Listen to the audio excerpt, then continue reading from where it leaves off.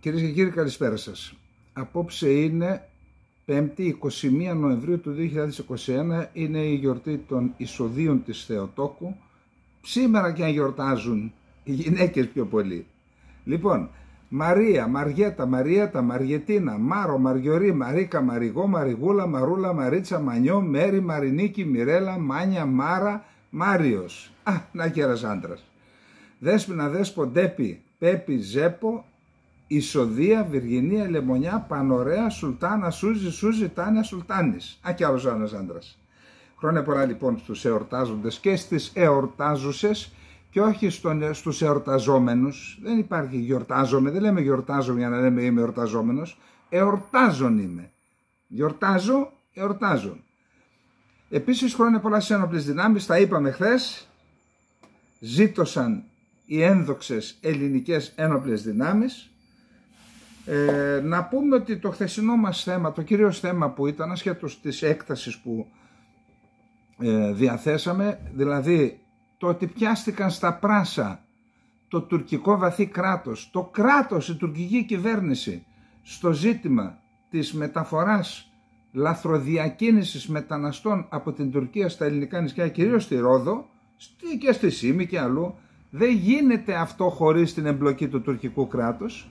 Πιάστηκαν στα πράσα, υποχρεώθηκε ο Μπαξελή να τον αποσύρει τον παρακρατικό που είχε εκεί πέρα στο νομό Μούγλων και να τον αναθέσουν άλλη δουλειά. Μέχρι τώρα ήταν δουλειά του κράτους αυτή. Δεν ήταν όχι πρώτη είδηση, ούτε 18η είδηση στα ελληνικά μέσα μαζικής ενημέρωσης. Ακούστε, αυτό δεν είναι λογικό, είναι ο ορισμός του παραλογισμού. Δηλαδή, συγγνώμη, για να διατηρήσουμε το καλό κλίμα στις σχέσεις με την Τουρκία, κλείνουμε τα μάτια στην εμπλοκή του τουρκικού κράτους στη διακίνηση μεταναστών στην Ελλάδα μας. Είναι τόσο απλό το θέμα.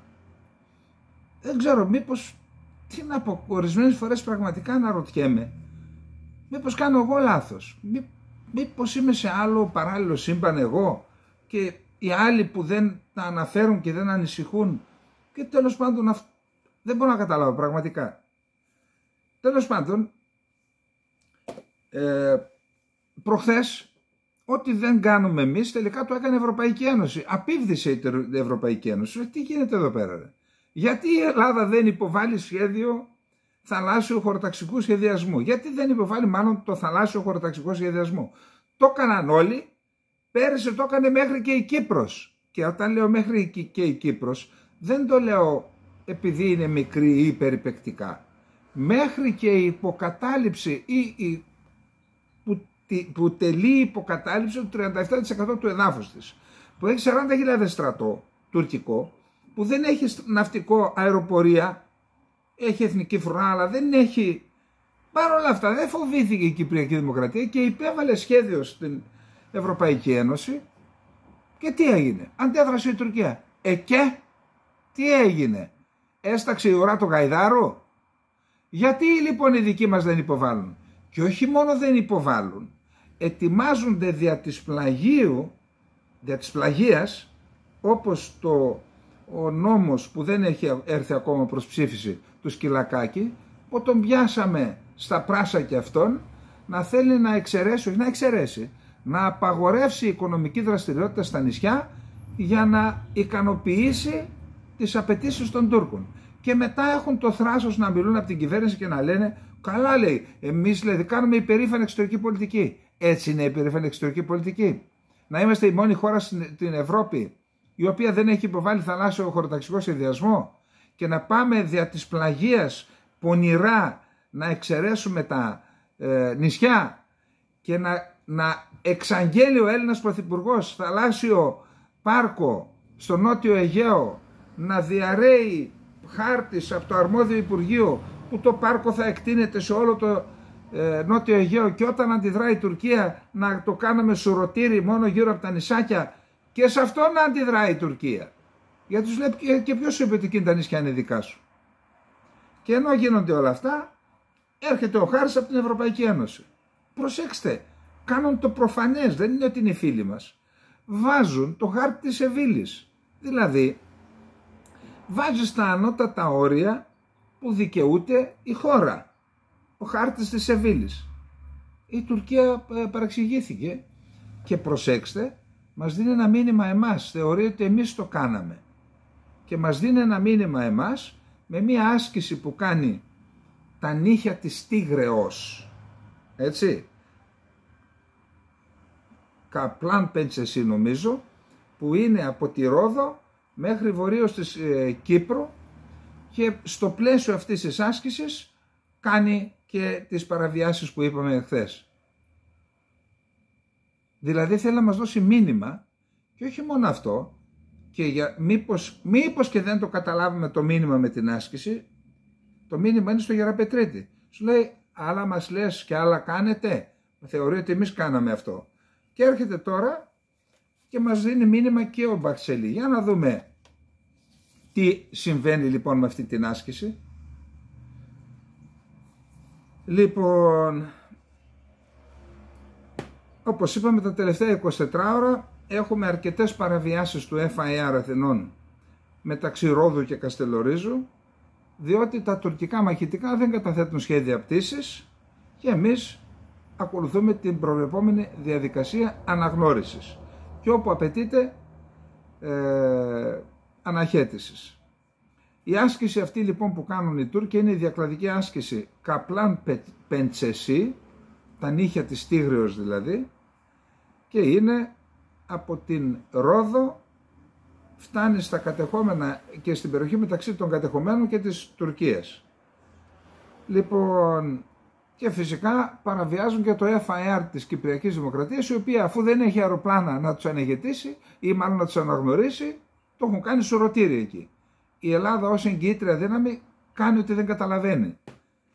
Αλήθεια, αυτό το πράγμα, η Ελλάδα να είναι εγγυήτρια δύναμη και να επιτρέπει τόσον καιρό, τόσα 50 χρόνια τον τουρκικό στρατό να είναι πάνω στο νησί, και όχι μόνο αυτό, να επιτρέπει κάθε παραβίαση που γίνεται και να κάνουν την πάπια εδώ στην Αθήνα, αυτό συγγνώμη, αυτό πώς θα το καταπιούμε εμείς δηλαδή? Τι να σκεφτούμε για τη χώρα μας? Έβαλε την υπογραφή της και δεν την τηρεί, προσέξτε, όχι έναντι τρίτου, έναντι της αδελφής Κυπριακής Δημοκρατίας. Αυτό πώς να το καταπιούμε? Και όχι μόνο αυτό, καλούν εδώ τον Χριστοδουλίδη και του λένε, κοίτα, δεν εμπλέκεται το Κυπριακό στα ελληνοτουρκικά, κάτσε εκεί που είσαι. Και ο Χριστοδουλίδης τι να κάνει? Θα μαλώσω με τη μητέρα Ελλάδα? Κάθεται και αυτός εκεί και...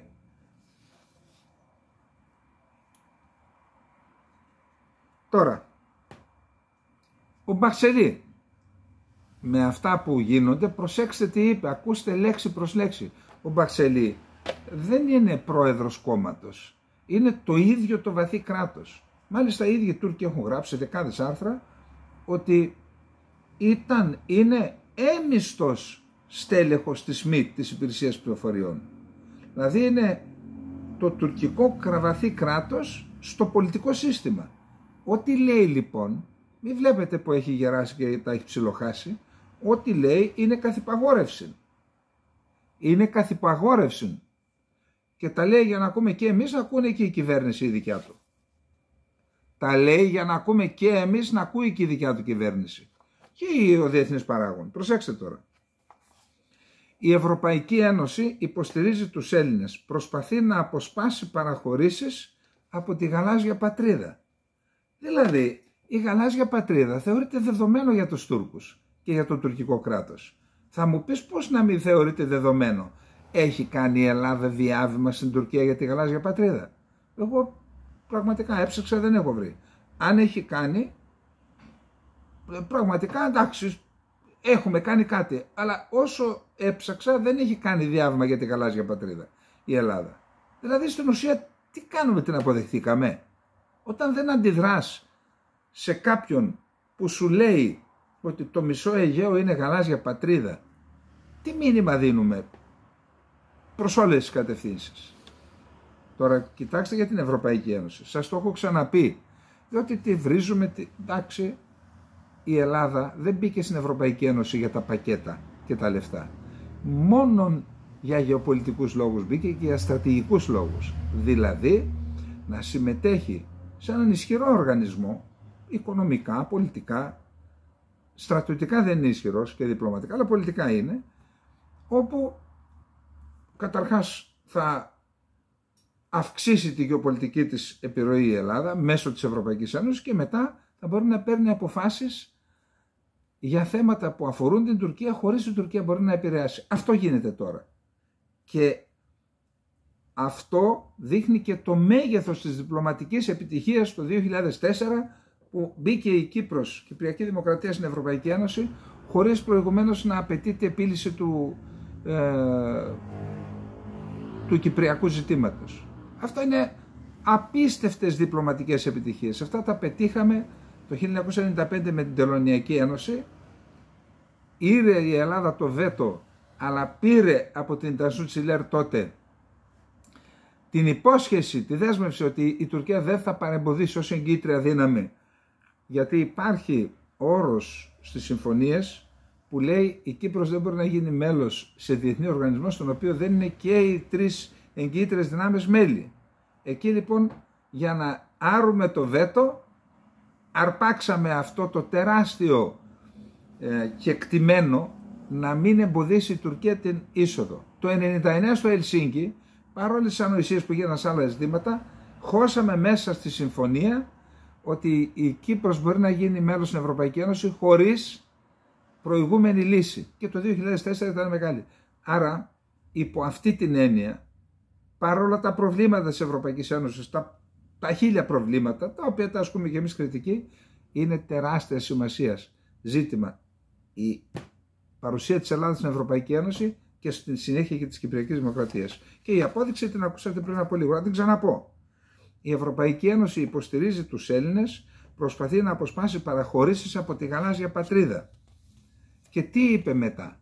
Καλά λέει, οι Δυτικοί δεν θυμούνται την αυμαχία της Πρέβεζας του 1538, όταν όντως τότε οι Οθωμανοί κατανίκησαν τους Δυτικούς,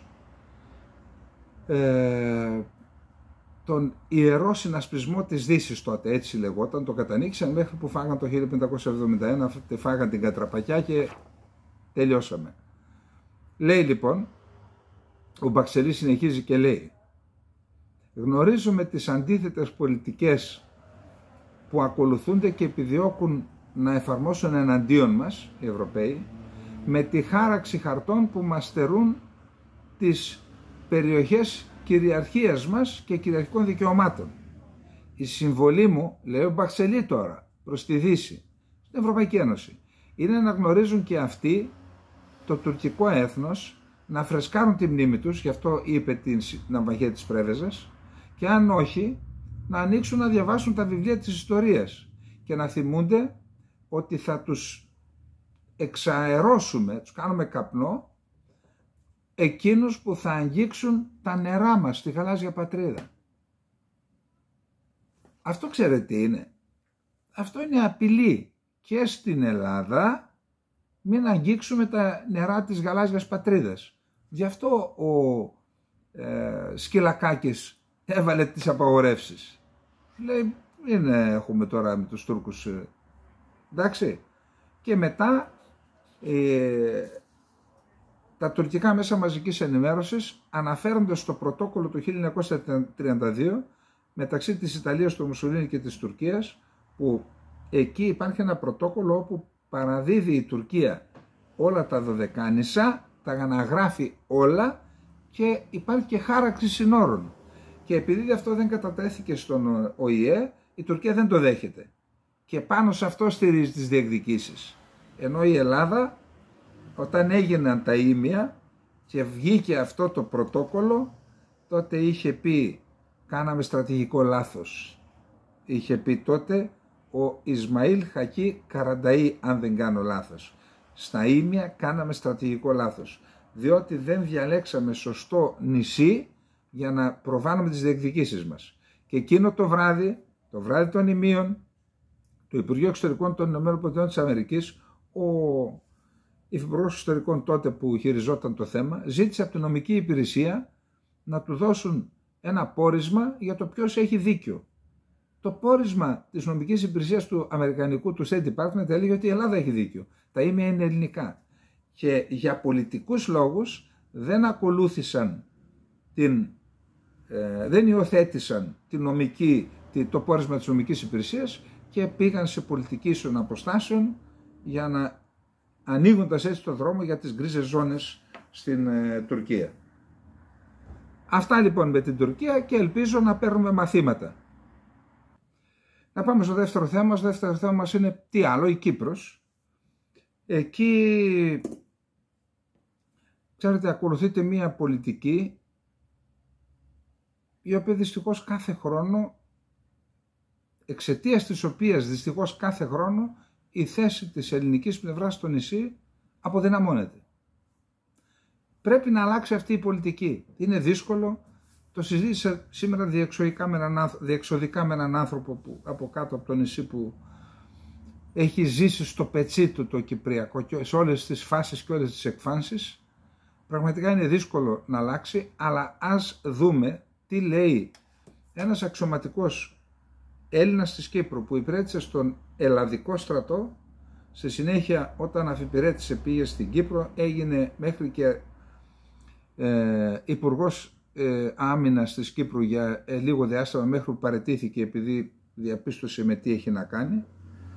Είναι ο αντιστράτηγος στην αποστρατεία ο Φίβος Κλόκαρης, ο οποίος ήταν από τους πρώτους αποφοίτης από τη Σχολή Ευελπίδων. Ένα καλό μυαλό, έχουμε μιλήσει πολλές φορές, έχουμε παρουσιάσει βιβλία. Ένας καλός στρατηγικός και επιτελικός νους, και ακούστε πώς περιγράφει το Κυπριακό και τη στρατηγική που πρέπει να ακολουθήσουμε. Θα δώσουμε λίγο χρόνο, νομίζω ότι το δικαιούται και ο κύριος Κλόκαρης αλλά και η Κύπρος. Στην τριμερή διάσκεψη της Νέας Υόρκης στις 16 Οκτωβρίου 2024 καθορίστηκαν τα βήματα για την προσπάθεια επανέναρξης των συνομιλιών λύσης του Κυπριακού. Το μέλλον των συνομιλιών, αν επαναρχίσουν, προγράφεται δυσίωνο, αφού στην Τράπεζα των Διαπραγματεύσεων οι δύο λύσεις είναι τουρκικών όρων. Είναι και η Διζωνική Δικοινοτική Ομοσπονδία, είναι η λύση που πρότεινε ο Ετσεβίτ αμέσως μετά την εισβολή. Η ΔΔΟ, η οποία υποστηρίζεται από την Κυπριακή Δημοκρατία, και η λύση των δύο κρατών που υποστηρίζεται από την Τουρκία. Και οι δύο είναι τουρκικής έμπνευσης. Στρατηγικός στόχος της Τουρκίας είναι ο έλεγχος της Κύπρου. Νιχάτε Ρήμ, σχέδιο επανάκτησης της Κύπρου από το 1950. Και αυτό υλοποιείται σταδιακά και μεθοδικά από την Άγκυρα. Η Τουρκία με τη θέση της για λύση δύο κρατών δεν εννοεί δύο ανεξάρτητα κράτη. Όχι. Εννοεί συνομοσπονδία δύο κρατηδίων, εκ των οποίων το τουρκοκυπριακό να είναι η ιονή επαρχία της Τουρκίας, πλειοψηφία Τούρκων επίκων, διμερείς συμφωνίες εξάρτησης του τουρκικού ψευδοκράτους συνιστώντος με την Τουρκία, και το ελληνοκυπριακό να είναι αφοπλισμένο. Η Τουρκία μέσω του τουρκοκυπριακού κρατηδίου και της συνομοσπονδιακής ομπρέλας θα επιβάλλει τις πολιτικές αποφάσεις της στο κυπριακό κράτος και θα αποκτήσει έτσι τον έλεγχό του. Η λύση δικοινοτικής διζωνικής ομοσπονδίας είναι ουσιαστικά συγκαλυμμένη μορφή συνομοσπονδίας δύο κρατών. Αυτό συνάγεται από τα συμφωνηθέντα των συνομιλιών συγκλήσεις που αποτελούν το κεκτημένο των συνομιλιών, το οποίο αποτελεί τη βάση επί της οποίας η κυβέρνηση της Κύπρου επιδιώκει την επανέναρξη των συνομιλιών. Οι συγκλήσεις των συνομιλιών, όσες τουλάχιστον γνωρίζουμε από διαρροές στα μέσα μαζικής ενημέρωσης, καθώς και από τα κοινά ανακοινωθέντα Χριστόφ Αταλάτ και Αναστασιάδη Έρογλου, δεν ικανοποιούν τις βασικές απαιτήσεις για δίκαιη και βιώσιμη λύση του Κυπριακού. Οι συγκλήσεις είναι ουσιαστικά οι δικές μας υποχωρήσεις, η εφαρμογή των οποίων θα καταλύσει την Κυπριακή Δημοκρατία, θα νομιμοποιήσει τη διχοτόμηση και θα επεκτείνει τον τουρκικό έλεγχο σε ολόκληρο το νησί, σε όλη την Κύπρο. Η κυβέρνησή μας οφείλει να ενημερώσει επίσημα το λαό για τα συμφωνηθέντα των συνομιλιών, τις συγκλήσεις. Είναι αδικαιολόγητο με την επίκληση του απορρίτου των συνομιλιών να μην ενημερώνεται ο λαός. Τα θέματα των συγκλήσεων είναι γνωστά στα Ηνωμένα Έθνη, στην Τουρκία, στη Βρετανία, άρα δεν τίθεται θέμα εθνικής ασφάλειας. Γιατί να μην τα ξέρουν οι πολίτες, αφού τα ξέρουν οι Τούρκοι και οι Βρετανοί και ο ΙΕ. Οι συγκλήσεις που γνωρίζουμε δεν διαφέρουν πολύ από τις διατάξεις του σχεδίου Ανάν, αφού ουσιαστικά νομιμοποιούν τα τετελεσμένα της παράνομης τουρκικής εισβολής και κατοχής. παραβιάζουν την ενότητα του κράτους και τα ανθρώπινα δικαιώματα, το δικαίωμα της ατομικής ιδιοκτησίας, του εκλέγην και εκλέγεστε, της ελεύθερης εγκατάστασης, με την επιβολή εδαφικών ζωνών με εγγυημένες πλειοψηφίες κατοίκων και περιουσιών, την ασφάλεια και τη στέρηση του δικαιώματος του κυπριακού κράτους να έχει ένοπλες δυνάμεις και την πολιτική βιωσιμότητα με την καταστρατήγηση της δημοκρατικής αρχής της πλειοψηφίας στη λήψη αποφάσεων. Δηλαδή αναγνώριση δικαιώματος βέτος στους Τουρκοκυπρίους, το οποίο μετονομάστηκε σε μια θετική ψήφο. Λεξικό με τη γραβάτα που λέγαμε, που θα οδηγήσει σε αναρρύθμιτα αδιέξοδα. Μηχανισμός επίλυσης αδιεξόδων, όπως οι 3 δικαστές στο σχέδιο Ανάν, οι ξένοι, που ακόμα αναζητείται για την διζωνική δικοινοτική ομοσπονδία, παραβιάζει την αρχή της λαϊκής κυριαρχίας. Καμία σύγχρονη δημοκρατία δεν έχει ούτε χρειάζεται αυτόν τον μηχανισμό, επειδή τηρείται η αρχή της πλειοψηφίας στη λήψη αποφάσεων και δεν προκαλούνται κανένα αδιέξοδο. Παραβιάζονται και οι αρχές της λειτουργικότητας με την διζωνική και της οικονομικής και δημογραφικής βιωσιμότητας με τη συγκρότηση πολύπλοκου, διχοτομικού και δυσλειτουργικού κράτους με δεδαλώδεις διαδικασίες, διαρκεία αξιωματούχων και ανεξέλεγκτη ροή Τούρκων επίκων. Ακόμα και στον ορισμό της μιας κυριαρχίας και ηθαγένειας του κράτους περιλήφθηκαν και εδώ διχοτομικά στοιχεία. Στο κοινό ανακοινωθέν Αναστασιάδη Έρωγλου του 2014. Είναι πολύ ανησυχητικό ότι η κυβέρνησή μας και οι ηγεσίες των περισσότερων πολιτικών κομμάτων εμένουν στη λύση της ΔΔΟ, παρά το γεγονός ότι την έχει απορρίψει ο κυπριακός ελληνισμός με δημοψήφισμα στο σχέδιο Ανάν και μάλιστα σε ποσοστό 76%. Και παρά το γεγονός ότι οι συγκλήσεις δεν πληρούν τις απαιτήσεις συγκρότησης ενός κανονικού δημοκρατικού κράτους, αφού θα αδυνατεί να λαμβάνει αποφάσεις, θα αναβιώσει ο εφιάλτης τον βέτο των Τουρκοκυπρίων της δεκαετίας του 60 που οδήγησε μετά στην Τουρκοανταρσία το 63 και θα παραλύσει το κράτος ή θα αναγκαστεί σε υποταγή προς τις τουρκικές απαιτήσεις. Απαιτείται επίσημη ενημέρωση του λαού για τις συγκλήσεις. Μόνο τότε θα έχουμε αφύπνιση και διάλυση των ψευδαισθήσεων που του καλλιέργησαν ότι η ΔΔΟ επανενώνει την Κύπρο και ότι δεν είναι το σχέδιο Ανάν. Μόνο τότε θα συνειδητοποιήσει ο λαός ότι η ΔΔΟ εξυπηρετεί τον στρατηγικό στόχο της Τουρκίας για έλεγχο όλης της Κύπρου. Τα ψηφίσματα του Συμβουλίου Ασφαλείας του ΟΗΕ 649, 716 και 750, στα οποία περιλήφθηκε η λύση ΔΔΟ, δεν πρέπει να μας δεσμεύουν, επειδή ο λαός το 2024 απέρριψε με δημοψήφισμα αυτή τη λύση. Άρα δεν πρέπει να υποστηρίζεται πλέον. Την απέρριψε ο λαός. Αν η Κύπρος σήμερα είχε πολίτευμα ΔΔΟ, η Τουρκία μέσω του βέτο των Τουρκοκυπρίων θα επέβαλε τις πολιτικές αποφάσεις του Κυπριακού κράτους, το οποίο δεν θα είχε τη δυνατότητα να ασκεί ανεξάρτητη εξωτερική πολιτική, προς την οποία αντιτίθεται σφόδρα η Τουρκία, όπως η στρατηγική συνεργασία που έχει σήμερα η Κύπρος με φίλες χώρες στους τομείς της άμυνας, ασφάλειας, ενέργειας και η συμμετοχή της στα προγράμματα EastMed, Interconnector και άλλα, όπως και η σχέση με την Αμερική. Η λύση ΔΔΟ θα εκμηδενήσει το ρόλο της Κύπρου στην περιοχή της προς όφελος της Τουρκίας και σε βάρος των συμφερόντων Κύπρο-Ελλάδας, καθώς και των στρατηγικών εταίρων τους, Γαλλίας, ΗΠΑ, Ισραήλ, Αιγύπτου κλπ. Είναι αδύρυτη ανάγκη να αλλάξουμε πολιτική στο Κυπριακό και αυτό προϋποθέτει αφύπνιση του λαού για να ασκήσει καθοριστική επιρροή στις αποφάσεις της ηγεσίας μας να προχωρήσει σε ριζική αναθεώρηση θέσεων, όπως, ακούστε τις προτάσεις του. Πρώτον, να απορριφθεί η ΔΔΟ και να γίνει επαναφορά του Κυπριακού στην ορθή του βάση. Θέμα εισβολής, κατοχής, επικισμού και εθνοκάθαρσης. Παραπέμψτε τον Ερντογάν στο Διεθνές Δικαστήριο, ποινικό δικαστήριο, γιατί δεν το κάνετε. Δεύτερον, να ενδυναμωθεί η εθνική ισχύ της Κυπριακής Δημοκρατίας και ιδιαίτερα η στρατιωτική, όπως έπραξε η Ελλάδα, και να συνάψουν οι δύο χώρες αμυντική συμφωνία, όχι το δόγμα του ενιαίου αμυντικού χώρου, όχι, αμυντική συμφωνία ως δύο ανεξάρτητα κράτη και να αξιοποιήσουν πλήρως τις στρατηγικές συνεργασίες τους με ισχυρές φίλες χώρες. Τρίτον, να επικεντρωθεί ο αγώνας του ελληνισμού με όλα τα πολιτικά, διπλωματικά και νομικά μέσα στην εφαρμογή του διεθνούς δικαίου στην Κύπρο, είτε τερματισμός της παράνομης κατοχής με την απομάκρυνση των κατοχικών στρατευμάτων και επίκων, διάλυση του Στούδου Βουκού, επιστροφή των προσφύγων στα σπίτια τους, επανενσωμάτωση των κατεχομένων. Τέταρτον, να γίνει εξυγχρονισμός του δοτού συντάγματος της Κυπριακής Δημοκρατίας με την απαλλαγή του από τα δυσλειτουργικά και διχοτομικά στοιχεία που επέβαλαν η Τουρκία και η Βρετανία και να καταργηθούν οι εγγυήσεις και τα πνευματικά δικαιώματα. Και πέμπτον, να εφαρμοστεί σε όλη την Κύπρο το ευρωπαϊκό κεκτημένο και η αρχή ένας άνθρωπος, μία ψήφος. Αυτό σημαίνει δικαίωμα του πολίτη ανεξαρτήτως εθνικής καταγωγής, θρησκεύματος, χρώματος και όχι μία κοινότητα, αυτή η πολιτική ισότητα που ζητάνε, όχι. Ισότητα ψήφου σε κάθε πολίτη. Αυτό πρέπει να εφαρμοστεί. Λοιπόν, αυτές είναι οι προτάσεις του Φίβου Κλόκαρη, αλλά και η προειδοποίηση του στρατηγού μας. Πάμε να δούμε τώρα τι γίνεται με την Τουρκία.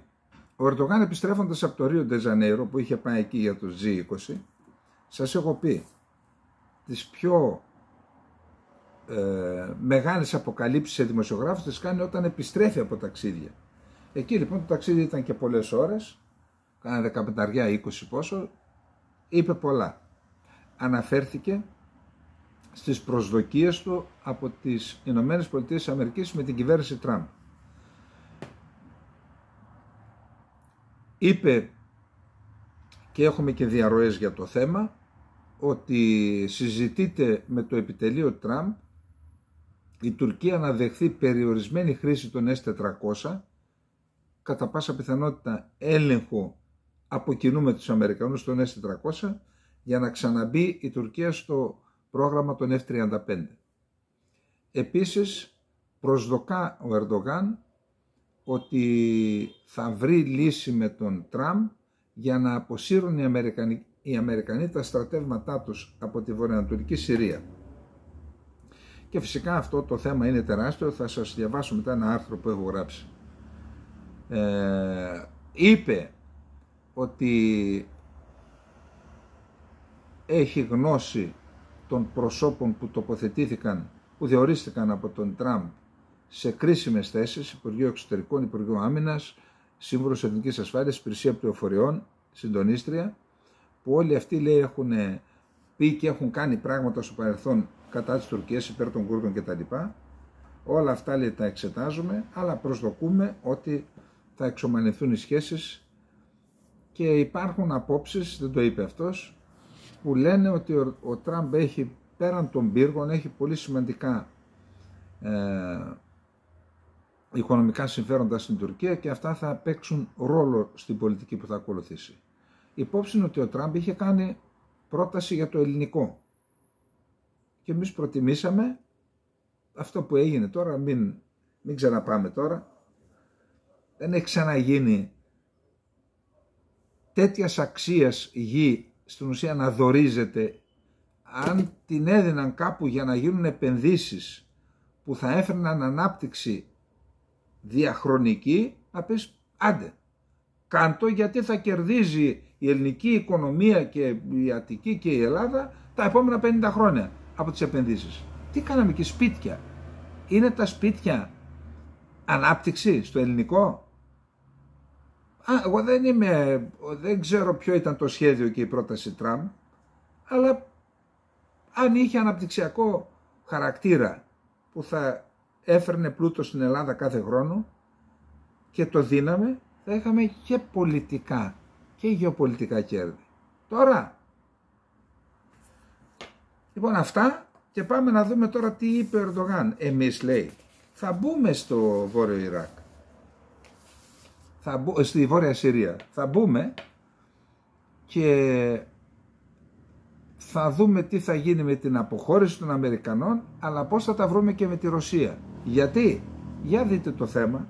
Είναι τεράστιο θέμα, κατά την άποψή μου το πιο σημαντικό θέμα για την Κύπρο και την Ελλάδα είναι αυτό, το κουρδικό. Εάν η Τουρκία κατορθώσει να ελέγξει το κουρδικό, τότε όλη η δυναμική της θα στραφεί εναντίον της Κύπρου και της Ελλάδας. Αφήστε τώρα αυτά που βλέπετε και ακούτε.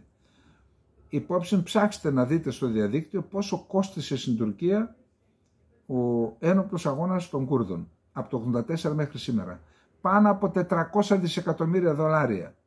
Και δεν είναι μόνο τα χρήματα, έτσι. Προσέξτε τώρα τι γίνεται. Ο Ερντογάν το τελευταίο διάστημα δεν παραλείπει να τονίζει ότι το Ισραήλ πρόκειται να επιτεθεί στην Τουρκία. Αντίστοιχη δήλωση έκανε προ λίγων ημερών και ο Γιασάρ Γκιουλέρ, ο Υπουργός Άμυνας. Ο Τούρκος πρόεδρος στηρίζει τον ισχυρισμό του στο γεγονός ότι την κυβέρνηση Νετανιάχου στηρίζουν δύο κόμματα, τα οποία είναι υπέρ της επέκτασης του Ισραήλ στα λεγόμενα υπεσχημένα εδάφη ή άλλο στη γη της Επαγγελίας, περιοχή που είναι γνωστή ως Ιουδαία, την οποία υποσχέθηκε ο Θεός στους Ισραηλίτες σύμφωνα με την προφορική παράδοση, η οποία καταγράφηκε στο βιβλίο της Γενέσεως. Στο χάρτη η γη της Επαγγελίας εκτείνεται από τις όχθες του Νείλου μέχρι τις όχθες του Εφράτη και καταλαμβάνει μέρος μικρό της σημερινής τουρκικής επικράτειας. Πάντως πρέπει να σημειωθεί ότι ο χάρτης αυτός της γης της Επαγγελίας βρίσκεται σε στολές αρκετών Ισραηλινών στρατιωτών, εδώ στα σήματά τους, που μάχονται στα μέτωπα της Γάζας και του Λιβάνου, τροφοδοτώντας έτσι τη ρητορική στην Τουρκία, κυρίως σε εθνικιστικούς και ισλαμιστικούς κύκλους, αλλά και στην ίδια την κυβέρνηση Ερντογάν, αυτή είναι και τα δυο, για σχέδιο επέκταση του Ισραήλ στα υπεσχημένα εδάφη, άρα και στην Τουρκία. Γι' αυτό μιλούν για επίθεση στην Τουρκία. Όμως, όπως είναι κατανοητό, για να φτάσει το Ισραήλ στο σημείο να επιτεθεί στην Τουρκία, πρέπει να έχει καταλάβει ένα σημαντικό μέρος του Λιβάνου και της Συρίας για να αποκτήσει γεωγραφική πρόσβαση στα σύνορα με την Τουρκία και να είναι αντικειμενικά δυνατή μία επίθεση κατά της τουρκικής επικράτειας. Κανείς δεν είναι σε θέση να γνωρίζει τα σχέδια της κυβέρνησης του Ισραήλ, εκτός από την ίδια την κυβέρνηση και το Ισραηλινό κράτος, βαθύ κράτος. Πάντως, με δεδομένο ότι το Ισραήλ δεν πέτυχε τους στόχους του στη Γάζα, τους στρατιωτικούς, αφού ο πόλεμος συνεχίζεται, ούτε στο Λίβανο, κατά της Χεσμολάχ, όπου αντιμετωπίζει σοβαρά επιχειρησιακά προβλήματα, στην παρούσα φάση είναι δύσκολο να φανταστεί κανείς πώς το Ισραήλ θα μπορούσε να φτάσει στο σημείο να επιτεθεί στην Τουρκία. Άρα, γιατί η Τουρκία συνέχεια επικαλείται την επίθεση του Ισραήλ? Η μόνη περίπτωση να απειλήσει το Ισραήλ την Τουρκία είναι η υποστήριξη του Κουρδικού. Κάτι το οποίο δήλωσε φανερά ο νέος Υπουργός Εξωτερικών Γεδεών Σαάρ, ο οποίος κατά την ανάληψη των καθηκόντων του δήλωσε ότι ο κουρδικός λαός είναι ο μεγαλύτερος λαός της περιοχής που δεν έχει αποκτήσει πολιτική ανεξαρτησία. Κράτος δηλαδή. Στη συνέχεια, αφού ανέφερε ότι στη Συρία οι Κούρδοι έχουν αποκτήσει de facto αυτονομία και στο Ιράκ το καθεστώς αυτονομίας στο βόρειο τμήμα της χώρας αναγνωρίζεται από το Ιρακινό Σύνταγμα, στάθηκε στους Κούρδους που κατοικούν στις δύο γειτονικές χώρες, λέγοντας ότι υφίστανται την καταπίεση και την επιθετικότητα από το Ιράν και την Τουρκία. Ο Ισραηλινός Υπουργός Εξωτερικών επισήμανε ότι το Ισραήλ πρέπει να κατανοήσει ότι σε μια περιοχή όπου θα είναι πάντα μειονότητα οι Ισραηλινοί, οι φυσικοί σύμμαχοι του Ισραήλ είναι οι υπόλοιπες εθνικές μειονότητες της περιοχής, με τις οποίες οφείλει να ενδυναμώσει τις σχέσεις του, διευκρινίζοντας ότι το Ισραήλ θα πρέπει να τίνει χείρα φιλίας και να βοηθήσει τους Κούρδους τόσο σε πολιτικό επίπεδο, όσο και σε επίπεδο ασφάλειας. Προφανώς το τελευταίο, η υποστήριξη σε επίπεδο ασφάλειας, είναι αυτό που σήμανε συναγερμό στην Άγκυρα, με τον Ερντογάν να προετοιμάζεται να εισβάλλει για τέταρτη φορά στη Βόρεια Συρία. Οι άλλες τρεις ήταν με την επιχείρηση Ασπίδα του Εφράτη, Αύγουστος του 2016, με την επιχείρηση Κλάδος Ελέας στο Αφρίν το 2018 και με την επιχείρηση Πηγή Ειρήνης το 2019 στον Κύρ Εσπή Σερεκάνια. Με τις δύο πρώτες επιχειρήσεις η Τουρκία κατόρθωσε να δημιουργήσει μια ζώνη ασφαλείας αρκετών δεκάδων χιλιόμετρων στο εσωτερικό της Συρίας, δυτικά του ρου του Εφράτη ποταμού, εκτοπίζοντας από το Αφρίν και τις λοιπές περιοχές εκατοντάδες χιλιάδες Κούρδους και διαπράττοντας μέχρι σήμερα εγκλήματα πολέμου. Κανένας δεν μιλάει. Με την τρίτη επιχείρηση κατέλαβε ανατολικά του Εφράτη ποταμού περιοχή μήκους 155 χιλιόμετρων και βάθος 30 χιλιόμετρων μέσα στο Συριακό έδαφος, μεταξύ των πόλεων Σερεκάνιε και Γκύρ Εσπή. Τα σύνορα Συρίας-Τουρκίας εκτείνονται σε μήκος 911 χιλιόμετρων.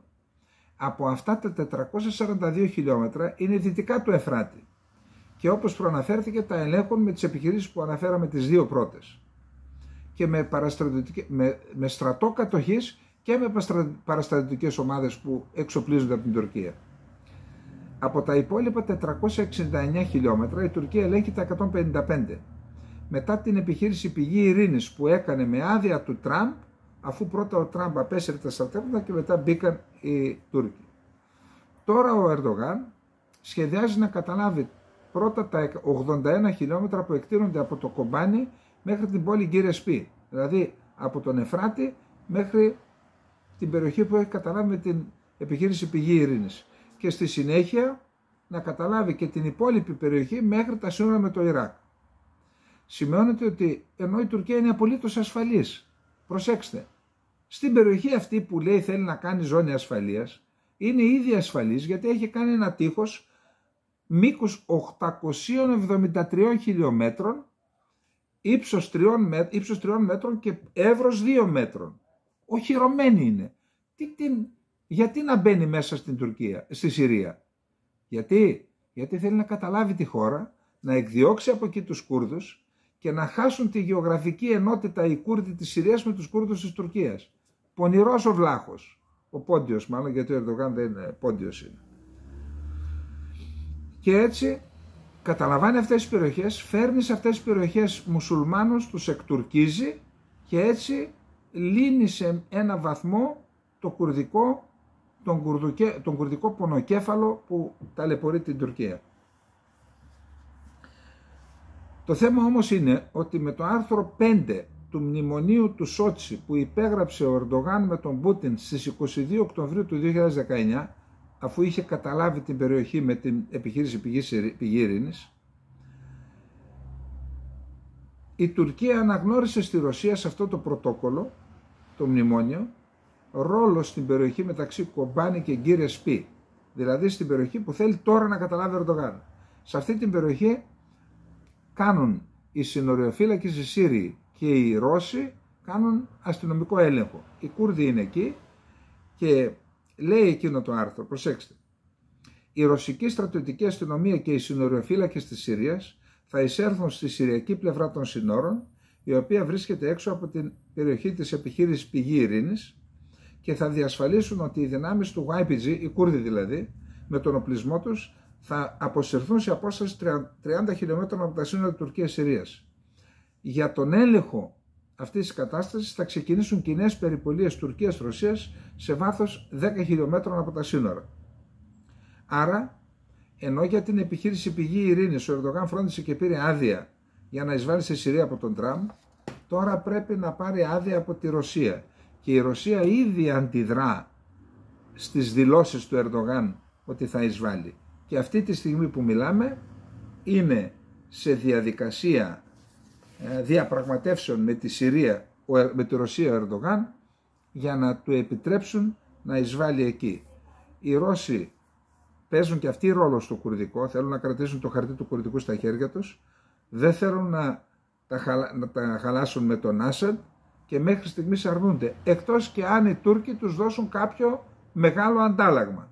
Οπότε θα είμαστε εδώ να παρακολουθούμε αυτήν την πολύ σημαντική υπόθεση για την ασφάλεια και την επιβίωση της Κύπρου και της Ελλάδας. Να πάμε τώρα στο Ισραήλ, και εκεί έχουμε μια πολύ σημαντική εξέλιξη. Τελικώς το Διεθνές Ποινικό Δικαστήριο εξέδωσε εντάλματα σύλληψης εναντίον του Νετανιάχου και του Γκάλαντ, του απολυθέντος Υπουργού Άμυνας, και για τον Ντεΐφ, τον Παλαιστίνιο, ο οποίος μάλιστα λένε ότι είναι νεκρός, αλλά εν πάση περιπτώσει. Σημασία γιατί εξέδωσε τα δύο εντάλματα σύλληψης. Είναι σημαντικό θέμα, θα το δούμε αμέσως μετά. Απλά να πούμε ότι είχαμε δήλωση σήμερα του Γενικού Γραμματέα της Χεσμολάχ, ο οποίος είπε ότι δεν δέχεται την συμφωνία που έφερε την πρόταση δηλαδή των Ηνωμένων Πολιτειών της Αμερικής ο Χοκστάιν, την έδωσε και στον Πρωθυπουργό του Λιβάνου και στον Πρόεδρο της Βουλής, η οποία είναι μια συμφωνία 13 σημείων, η οποία όμως την οποία δεν την κάνει δεκτή ο Ναΐμ Κασέμ με βάση ομιλία που έδωσε χθες Τετάρτη, λέγοντας ότι η Χεσμολάχ, το Ισραήλ δεν θα μας επιβάλλει τους όρους του, Η Χεσβολάχ απαιτεί να τερματιστεί πλήρως η επίθεση του Ισραήλ στο Λίβανο. Ο Ισραηλινός εχθρός δεν μπορεί να εισβάλλει όποτε θέλει στην επικράτεια της χώρας σε περίπτωση κατάπαυσης του πυρός. Ο Νετανιάχου είπε προχθές τη Δευτέρα ότι και να υπογραφεί συμφωνία εγώ όποτε θέλω θα μπαίνω και θα τους κοπανάω. Το ίδιο και ο Γκιντεόν Σαάρ, ο νέος υπουργός εξωτερικών. Θα πρέπει να έχουμε ελευθερία δράση εναντίον του λεβανικού κινήματος. Πάντως ο Κασέμ προειδοποίησε ότι το κίνημά του θα βάλει στο στόχαστρο το κέντρο του Τελ Αβίβ σε ανταπόδεση για τους πρόσφατους βομβαρδισμούς του Ισραήλ στον Λίβανο. Πάντως είδα τις τελευταίες μέρες ότι είναι σαν να μην υπάρχει αυτός ο σιδηρούς στόλος ή η σφαντόνα του Δαβίδ ή ό,τι άλλο. Τις Χεσβολάχ, οι ρουκέτες και τα μη επανδρομένα αεροσκάφη κάνουν βόλτες και χτυπάνε και μέσα στο Τελ Αβίβ. Κάτι γίνεται εκεί πέρα που δεν ξέρω. Λείπουν τα πυρομαχικά, τελείωσαν, βρήκανε τρύπες. Τώρα, ο Άμος Χοκστάιν έφυγε από το Λίβανο, πηγαίνει στην Ιερουσαλήμ. Η προϋπόθεση για οποιαδήποτε πολιτική διευθέτηση στο Λίβανο είναι η διατήρηση της ικανότητας πληροφοριών και η διατήρηση του δικαιώματος του Ισραηλινού στρατού να ενεργεί και να προστατεύει τους πολίτες του Ισραήλ από τη Χεσβολάχ, είπε ο Ισραήλ Κάτς, υπουργός άμυνας, λίγο πριν πατήσει ο Χοκστάιν το πόδι του στο Ισραήλ. Το Ισραήλ έκανε κάπου είχε πληροφορίες και εδώ αποδεικνύεται πόσο σημαντικός είναι ο ρόλος των πληροφοριών σε έναν πόλεμο. Η Παλμύρα είναι μια πόλη στο κέντρο της Συρίας. Την είχε καταλάβει το Ισλαμικό κράτος, τώρα την ελέγχει, την πήραν πίσω οι Ρώσοι, βοήθησαν τον Άσαντ την πήρε. Εκεί λοιπόν είχαν μια σύσκεψη η Χεσβολάχ, μια Ιρακινή οργάνωση και Ιρανοί. Έμαθαν τη συγκέντρωση οι Ισραηλινοί, βομβάρδισαν, 71 νεκροί, 45 Σύριοι, 26 αλλοδαποί, Ιρακινοί της οργάνωσης αυτής της Αλ-Νουτζάμπα και 4 μέλη της Χεσβολάχ. Εκεί λοιπόν άλλη μία επιτυχία του Ισραήλ, δεδομένου ότι κάποιοι δεν τηρούν τους κανόνες ασφαλείας αφού βρίσκονται σε πόλεμο. Τώρα, η ΙΠΑ, 10 μη μόνιμα μέλη του Συμβουλίου Ασφαλείας του ΟΗΕ έφεραν προς ψήφιση ένα σχέδιο το οποίο προέβλεπε άμεση, ανεφόρον και μόνιμη κατάπαυση του πυρός και χωριστά άμεση και ανεφόρον απελευθέρωση όλων των ομήρων. Οι ΗΠΑ προσπάθησαν να το αλλάξουν, να το συνδέσουν να μην είναι χωριστά, δεν το δέχτηκαν οι 10, κατηγορούν οι Αμερικανοί την Κίνα και τη Ρωσία ότι αυτές κατευθύνουν τις... Τέλος πάντων το θέμα είναι ότι το σχέδιο ψηφίσματος έλαβε 14 ψήφους υπέρ και 1 κατά των ΗΠΑ, οι οποίοι έφαγαν το μουτζούρι και τους κατηγορούν όλοι τώρα. Ως άμεσα υπεύθυνες για το γενοκτόνο πόλεμο του Ισραήλ στη λωρίδα της Γάζας καταγγέλει τη ΣΥΠΑ η Χαμάς μετά το νέο αμερικανικό βέτο. Για άλλη μια φορά οι ΗΠΑ δείχνουν ότι είναι άμεσος εταίρος στην επίθεση εναντίον του λαού μας, ότι είναι εγκληματίες, σκοτώνουν παιδιά και γυναίκες, καταστρέφουν τη ζωή στη Γάζα και είναι άμεσα υπεύθυνες για τον γενοκτόνο πόλεμο και την εθνοκάθαρση, όπως και οι κατοχικές δυνάμεις, ανέφερε η Χαμάς. Ο Χαλίλ Αλ Χάγια είναι ο προσωρινός επικεφαλής της Χαμάς και ο διαπραγματευτής. Χωρίς τερματισμό του πολέμου δεν μπορεί να υπάρξει ανταλλαγή κρατωμένων, είπε στο τηλεοπτικό δίκτυο Αλ Άξα που ανήκει στη Χαμάς. Εάν δεν τελειώσει η επιθετικότητα, γιατί η αντίσταση και ιδιαίτερα η Χαμάς, γιατί η αντίσταση και ιδιαίτερα η Χαμάς να επιστρέψει τους κρατωμένους, πώς ένας νοήμων ή ένας παράφρον άνθρωπος θα μπορούσε να χάσει ένα δυνατό χαρτί που κρατά, ενώ συνεχίζεται ο πόλεμος, χαρτί ή όμερη. Τι να κάνουμε. Χαρτί ή όμερη. Τώρα, το Διεθνές Ποινικό Δικαστήριο εξέδωσε σήμερα διεθνή εντάλματα σύλληψης για τον Ισραηλινό Πρωθυπουργό Βενιαμίν Νετανιάχου και τον πρώην Υπουργό Άμυνας Γιόαβ Γκάλαντ, κατηγορώντας τους για εγκλήματα πολέμου και εγκλήματα κατά της ανθρωπότητας. Δύσκολα πράγματα. σύμφωνα με την ανακοίνωση του δικαστηρίου. Υπάρχουν εύλογα στοιχεία που υποδηλώνουν ότι ο Νετανιάχου και ο Γκάλαντ εσκεμμένα και εν γνώση τους στέρισαν από τον άμαχο πληθυσμό της Γάζας αντικείμενα απαραίτητα για την επιβίωσή του, όπως τρόφιμα, νερό, φάρμακα, καύσιμα και ηλεκτρικό ρεύμα. Το Ισραήλ έχει ήδη υποβάλει 2 ενστάσεις για τη δικαιοδοσία του Διεθνούς Ποινικού Δικαστηρίου, τις οποίες το δικαστήριο τις απέρριψε. Γιατί? Διότι ναι μεν το Ισραήλ δεν έχει αναγνωρίσει την αρμοδιότητα του Διεθνούς Δικαστηρίου, του Διεθνές Δικαστήριο, το αναγνώρισε όμως η Παλαιστίνη. Και έτσι δικαιούται το δικαστήριο να κρίνει την υπόθεση και να εκδώσει τα εντάλματα. Διεθνείς οργανώσεις ανθρωπίνων δικαιωμάτων χαιρετίζουν την απόφαση του Διεθνούς Ποινικού Δικαστηρίου. Τώρα η Γερμανία είπε, από ό,τι είδα κάπου πριν από λίγο, ότι αν έρθουν εδώ ασφαλώς και θα τους συλλάβουμε. Ο Μάικ Waltz, υποψήφιος σύμβουλος εθνικής ασφάλειας του Τραμπ, είπε: το Διεθνές Ποινικό Δικαστήριο δεν έχει καμία αξιοπιστία και αυτοί οι ισχυρισμοί έχουν διαψευστεί από την κυβέρνηση των ΗΠΑ. Το Ισραήλ υπερασπίστηκε νόμιμα το λαό και τα σύνορά του από τρομοκράτης γενοκτονίας. Μπορείτε να αναμένετε μια ισχυρή απάντηση στην αντισημιτική μεροληψία του Διεθνούς Ποινικού Δικαστηρίου και του ΟΗΕ τον Ιανουάριο, όταν αναλάβουμε. Είπε: για σημαντικό βήμα προς την κατεύθυνση της απόδοσης δικαιοσύνης κάνει λόγο η Χαμάς στην πρώτη αντίδρασή της για την έκδοση εντάλματος κατά τον Νετανιάχου και Γκάλαντ. Είχαμε αντιδράσεις από το Ισραήλ. Δεν είμαι σε θέση πριν από λίγο να τις αποδελτιώσω, αύριο θα τις πούμε. Όμως έχουμε διάσταση απόψεων μεταξύ των ΗΠΑ και της Ευρωπαϊκής Ένωσης. Η Ευρωπαϊκή Ένωση αναγνωρίζει, φιλοξενεί και το Διεθνές Ποινικό Δικαστήριο τα εντάλματα, οι ΗΠΑ τα απορρίπτουν και υπάρχουν απόψεις που λένε ότι τα εντάλματα θα επηρεάσουν πιθανόν και την πολιτική του Τραμπ που θα ακολουθήσει στην περιοχή και ιδιαίτερα στο Ισραήλ. Θα το δούμε, είναι ένα πολύ σημαντικό θέμα πάντως, πολύ σημαντική εξέλιξη. Θα το δούμε και να πάμε τώρα στο τελευταίο θέμα που είναι μια πολύ σημαντική εξέλιξη και αυτή. Είναι η εκτόξευση διυπηρωτικού πυράβλου από πλευράς της Ρωσίας. Κτύπησε, είδα ένα βίντεο, ένα απίστευτο πράγμα. Δηλαδή λες και ξερνούσε φωτιά από τον ουρανό. 6 δεσμίδες βομβών έπεσαν σε 2 σημεία εκεί στον Δνίπρο, σε βιομηχανικές εγκαταστάσεις, από διυπηρωτικό πύραυλο. Για να δούμε τι συνέβη εκεί.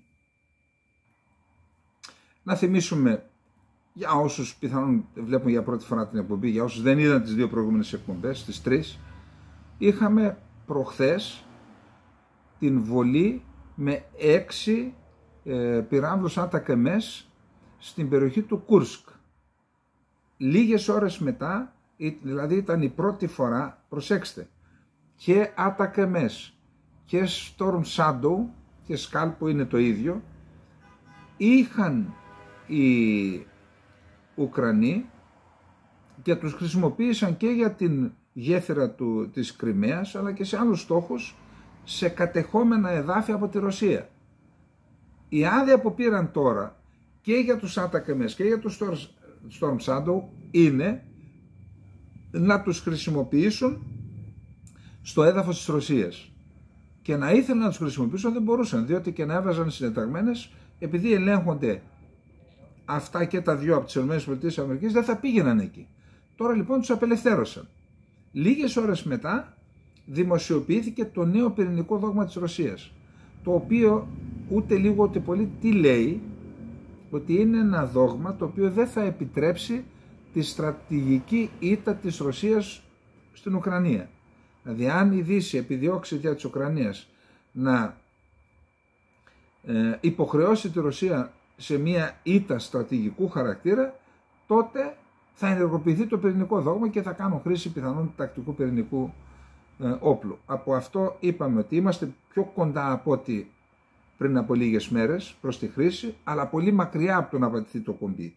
Για να πατηθεί το κουμπί θα πρέπει να έχει τόσο μεγάλο απόθεμα πυράβλων, μεγάλου βελληνικούς τέτοιων πυράβλων η Ουκρανία, να μπορέσει να καταναλώσει τα πυρομαχικά των αντιπυραυλικών συστημάτων της Ρωσίας, γιατί είδαμε τους περισσότερους τους καταρρίπτων, να τα καταναλώσει, να εξουδετερώσει στην ουσία τα αντιπυραυλικά συστήματα της Ρωσίας, να καταστρέψει τους 250 στόχους που βρίσκονται στην εμβέλεια αυτών των πυράβλων και έτσι να αποδυναμωθεί ο ρωσικός στρατός που είναι στο μέτωπο, να έχει πετύχει η επιστράτευση, να έχουν εκπαιδευτεί οι επίστρατοι, να έχουν έρθει οπλικά συστήματα από τη Δύση και μετά να αντεπιτεθούν και να πετύχουν ό,τι δεν πέτυχαν πέρσι στην γραμμή Σουροβίκιν οι Ουκρανοί.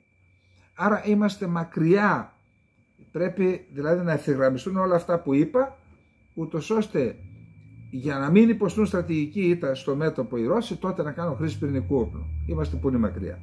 Τώρα, ενώ συμβαίνουν αυτά, οι Αμερικανοί δήλωσαν ότι στέλνουν άλλα 300 εκατομμύρια οπλικά συστήματα, μεταξύ αυτών και νάρκες κατά προσωπικού, οι οποίες θα επιβραδύνουν την προέλαση του ρωσικού στρατού που το τελευταίο διάστημα καταλαμβάνει εδάφη με μεγαλύτερο ρυθμό από ό,τι στην αρχή του πολέμου, που σημαίνει ότι έχει αποδυναμωθεί ο Ουκρανικός στρατός, έχει αποδυναμωθεί και αριθμητικά και αυτό διευκολύνει την προέλαση του ρωσικού στρατού.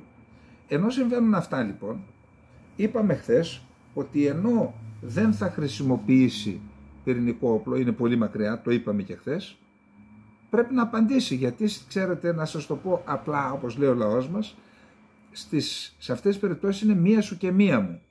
Δηλαδή έδωσες άδεια να χρησιμοποιήσουν στο έδαφος μου, κάτι πρέπει να κάνει και η Ρωσία να το... Και είπαμε, υποστηπίσει καμιά πρεσβεία, λέει η Ουκρανία ότι έκανε ψυχολογικό πόλεμο. Διέδωσε η Ρωσία ψεύτικες ειδήσεις ότι θα επιτεθεί στο Κίεβο και γι' αυτό έκλεισε η πρεσβεία των ΗΠΑ και άλλων πόσο χρόνο, μεταξύ αυτών και της Ελλάδας.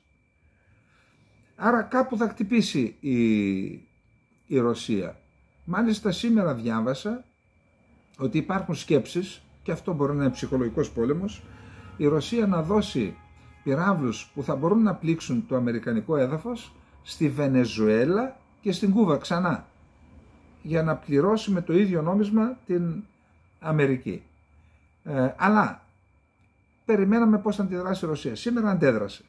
Και αντέδρασε με έναν και ουσιαστικό αλλά και συμβολικό τρόπο. Το Αστραχάν είναι μία πόλη που βρίσκεται στον βόρειο μηχό της Κασπίας θάλασσας. Πόλη λιμάνι. Η πόλη λιμάνι στην οποία διετέλεσε δήμαρχος και μεγαλούργησε ο Βαρβάκης, ο μεγάλος ήρωας και ευεργέτης της Ελληνικής Επανάστασης, μεγάλη μορφή, και από εκεί λοιπόν ένα Τουπόλεφ 95, νομίζω ένας αεροσκάφος στρατηγικού βομβαρδισμού, εκτόκρευσε από εκεί διυπηρωτικό πύραυλο στερεών καυσίμων, έτσι νομίζω, εκτός και αν ήταν εδάφους, δεν είμαι, εντάξει, το παίρνω πίσω αυτό, γιατί είδα ότι εκτοξεύτηκαν και άλλοι πύραυλοι. Από το Αστραχάν πάντως εκτοξεύτηκε, πιθανόν από όχημα εδάφους, όχι από Τουπόλεφ. Εκτοξεύτηκε αυτός λοιπόν ο πύραυλος και χτύπησε τον Ντνίπρο. Σας είπα ότι υπάρχει βίντεο, αναζητήστε στο Twitter, θα το βρείτε, και υπάρχει βίντεο που δείχνει 6 δεσμίδες πυρός να κατεβαίνουν και να κτυπούν οι 5 ένα στόχο και ο ένας νομίζω έναν άλλο στόχο, η μία δεσμίδα. Τώρα, άρα ήθελε και πρακτικά να πετύχει μια πολύ ένα μεγάλο πλήγμα σε στόχο στρατηγικής σημασίας για τη Ρωσία. Το δεύτερο, ήθελε να δείξει, χρησιμοποιώ διυπηρωτικό πύραυλο, ο οποίος μπορεί να φέρει πυρηνική κεφαλή. Άρα έδωσε το μήνυμα, το χρησιμοποίησε για πρώτη φορά αυτόν τον διυπηρωτικό πύραυλο, το χρησιμοποίησε για πρώτη φορά και έδωσε το μήνυμα. Αφενός με χτύπησε το στόχο και αφετέρου έδωσε το μήνυμα ότι μπορεί την άλλη φορά να έχει. Άρα μπορούμε να υποθέσουμε ότι αυτό είναι η απάντηση στην άρση της απαγόρευσης που είχε βάλει ο Μπάιντεν να χρησιμοποιεί τους ATACMS και του Storm Shadow, διότι και αυτοί κατευθύνονται με αμερικάνικες πληροφορίες, εννοώ και μηχανισμό, άρα έδωσε και η Αμερική και αυτό στην άδεια. Θα μπορούσαμε να πούμε ότι στο πλαίσιο του μία σου και μία μου ή της αμοιβαιότητας ήταν η απάντηση αυτή. Προσέξτε τώρα, ούτε η Αμερική δέχθηκε ποτέ επίσημα ότι έδωσε την άδεια στο Ζελένσκι να χρησιμοποιήσει, ούτε η Ρωσία δέχθηκε ότι εκτόξευσε διπυρωτικό πύραυλο. Διότι ο διπυρωτικός πύραυλος, ο συγκεκριμένος, έχει βελληνικές 5.500 χιλιόμετρα. Αυτός από το Βλαδιβοστόκ φτάνει στην Αμερική, έτσι. Νομίζω, τουλάχιστον στην Αλάσκα. Άρα το μήνυμα ήταν και στις ΗΠΑ της Αμερικής. Μάλιστα η Ζαχάροβα, ενώ ενημέρωνε τους δημοσιογράφους, ενώ πήγαινε να πει γι' αυτό, δέχθηκε τηλεφώνημα και είπε μην πεις τίποτα γι' αυτό, της είπαν. Άρα οι Αμερικανοί αρνούνται, για να, αν έχουν επίσημη παραδοχή ότι έδωσαν την άδεια, τότε στην ουσία γίνονται και μέρος του πολέμου, και οι Ρώσοι, ακολουθώντας την ίδια τακτική, δεν επιβεβαιώνουν ότι έριξαν διπυρωτικό. Οι Αμερικανοί λένε ότι δεν ήταν διπυρωτικός, αλλά όλοι οι άλλοι, το Υπουργείο Άμυνας της Ουκρανίας συμπεριλαμβανομένου, λέει ότι ήταν διπυρωτικός πύραυλος. Λοιπόν, αυτά είχαμε να πούμε για σήμερα. Έχει και άλλα πράγματα, τα οποία όμως δεν έχουμε και χρόνο να τα θίξουμε. Το ζουμί και την ουσία σας την είπαμε. Ο διπυρωτικός πύραυλος είναι μια σημαντική εξέλιξη, όπως σημαντική εξέλιξη ήταν και η άδεια χρήσης των ATACMS σε ρωσικό έδαφος, όπως επίσης και η επικαιροποίηση και του πυρηνικού δόγματος της Ρωσίας, προσαρμοσμένο στα δεδομένα του πολέμου της Ουκρανίας. Λοιπόν, αυτά είχαμε να πούμε για απόψε, και πάλι χρόνια πολλά στις ένοπλες δυνάμεις, χρόνια πολλά στα δεκάδες ονόματα που γιορτάζουν απόψε, κυρίως γυναικών. Λοιπόν, μέχρι αύριο να είστε όλες και όλοι καλά. Καληνύχτα.